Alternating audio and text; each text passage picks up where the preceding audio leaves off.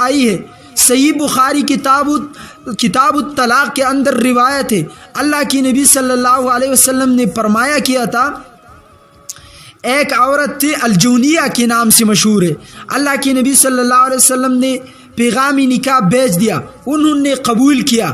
جب مدینہ میں آئی وہ عورت، رسول اللہ علیہ السلام اس کے سامنے گئی، پیغمبر نے اجازت طلب کیا، جو اخلاق ہے، جو انسانیت ہے، اللہ کے نبی نے فرمایا تو مجھے اپنے آپ کو ہبہ کرو، مجھے ہبہ کرو، خود اپنے آپ مجھے ہبہ کرو۔ تو انہوں نے کہا اعوذ باللہ منک، میں اللہ کی پناہ مانگتی ہوں تم سے۔ اللہ کے نبی نے ہاتھ ایسا، اللہ کے نبی ان سے ہاتھ کو روکا۔ اب ملحد اویس نے تھوڑے اردو کی عبارت کو لگا کر ناواقف مسلمانوں کو دھوکہ دے رہا تھا۔ آپ کو معلوم ہے ان کا دایا تھا اس عورت کا، الجونیہ کا، انہوں نے کہا تھا دھوکے کے ساتھ کہ جب رسول اللہ تمہارے پاس آئیں گے، تمہارا شوہر ہے، تمہارا نکاح ان کے ساتھ ہوا ہے، وہ آپ سے جب بات شروع کریں گے ان کو ایک جملہ بہت زیادہ پسند ہے۔ الجونیہ نے کہا دایا اماں وہ کون سا جملہ ہے جو آقائے نامدار کو پسند ہے؟ تو دایا نے کہا وہ جملہ یہی ہے کہ اعوذ باللہ منک۔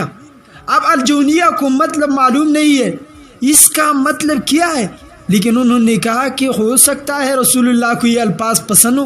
جب رسول اللہ نے ہاتھ ایسا بڑھایا تو انہوں نے کہا اعوذ باللہ منک، اللہ کے پیغمبر نے ہاتھ ایسا کیا اور کہا ابو سید ان کو کپڑا دو، خلوت نہیں ہوا، اس وجہ سے عدت بھی نہیں تھا، اور ان کو باعزت اپنے قبیلے میں پہنچا دو، اس کو پہنچا دیا۔ راستے میں ابو اسید کہتے ہیں کہ وہ رو رہا تھا کہ میں بہت بدبخت عورت ہوں، سب سے زیادہ بدبخت عورت میں ہی ہوں۔ کیوں؟ اللہ کی نبی صلی اللہ علیہ وسلم جیسا شوہر مجھے نہیں ملا۔ نبی علیہ السلام نے طلاق دیا، تو مجھ سے پناہ مانگتا ہے اس بڑے خدا کے نام سے، تو میں کیا کروں گا تم پر؟ اچھا امہات المومنین کا لقب بھی مٹ گیا، نہیں ملا، اور رو رہا تھا۔ دو روایت ہے، ام سلمہ کی بائی نے ان کے ساتھ نکاح کیا بعد میں، اور دوسرا یہی ہے کہ اس غم میں مبتلا ہو کر دنیا سے بغیر شوہر کی رخصت ہو گئی،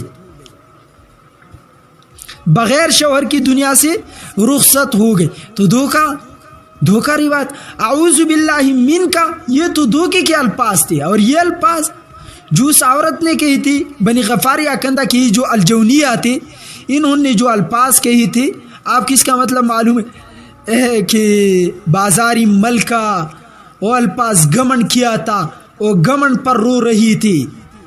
تو اس سے تو اللہ کے نبی کا بڑا صفت آتا ہے۔